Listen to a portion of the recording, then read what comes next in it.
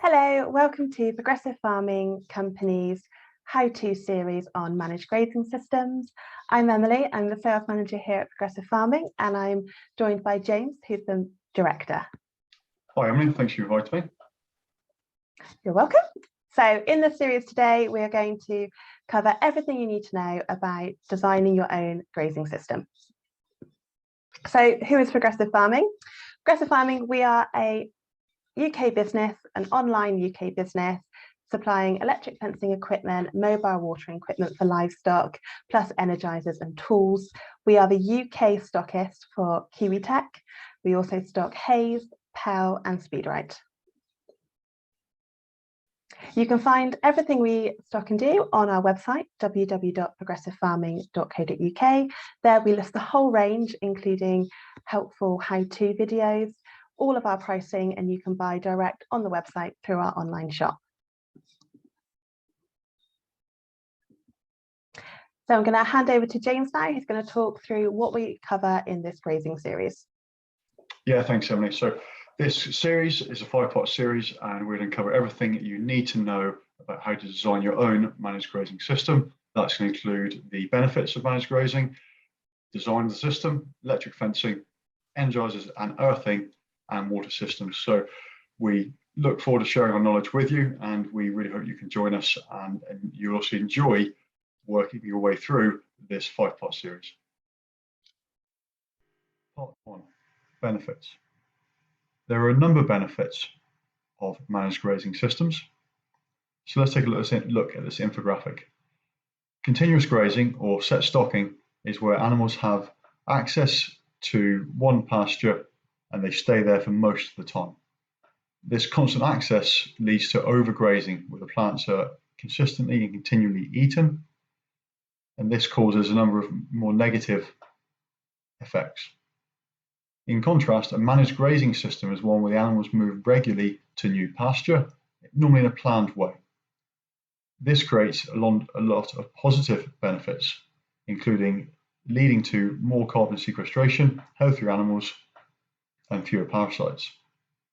Additional benefits also include an increase in the amount of pasture grown and utilised. This quite often reduces the need for nitrogen fertilisers and concentrate feed, offering a significant cost saving. Additional cost savings can be achieved by reducing the housing period, as more grass is available both in the spring and the autumn. Managed grazing also improves pasture quality, which increases animal performance. It can also maintain the composition of a new sward or improve the composition of an existing sward, such as a permanent pasture. In some cases, it may also be necessary to meet countryside stewardship requirements. But what do we mean when we talk about managed grazing?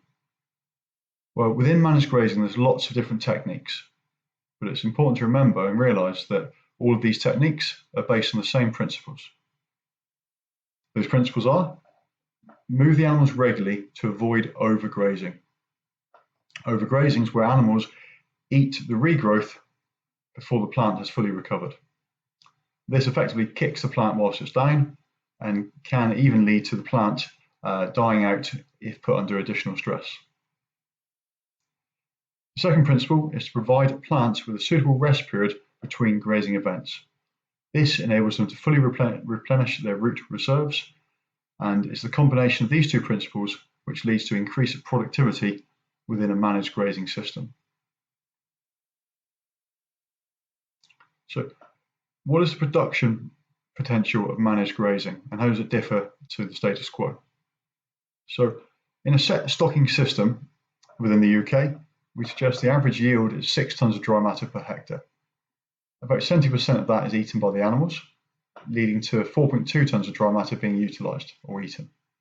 A tonne of dry matter refers to the dry components of the grass, which is normally somewhere between 15 to 25% dry matter.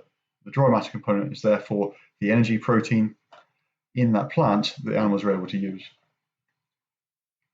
If we were to move the animals more often, let's say every 3 to 7 days, we get an increase in yield, an improvement in utilisation, and therefore an increase in total tonnes of dry matter utilised of 50%. So this could be the same field and the same animals, but by moving them more often, we've gained a 50% production increase. If we, again, move them even more often, every 2 to 3 days, we get, again, an increase in yield, a slight increase in utilization, leading to more dry matter utilized. If we were to move them every day, we'd achieve the highest possible yield and improve our utilization. So the more often we move the animals, the more pasture the land will produce, and potentially the greater our utilization of that pasture.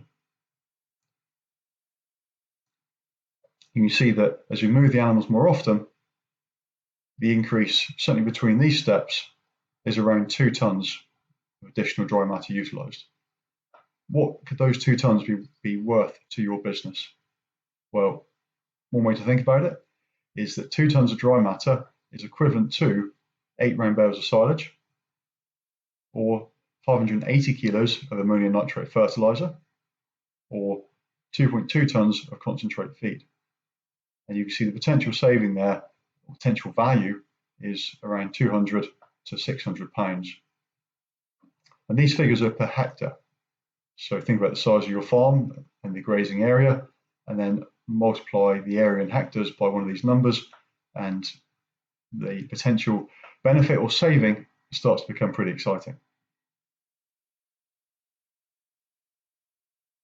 So in summary, a managed grazing system is one which provides the pasture or the animals with a short on time and a suitable rest period. Moving animals more often increases the amount of pasture grown and utilised. There's a saying in New Zealand that the larger the overdraft, the more often the animals should be moved on the farm, because the higher the level of production.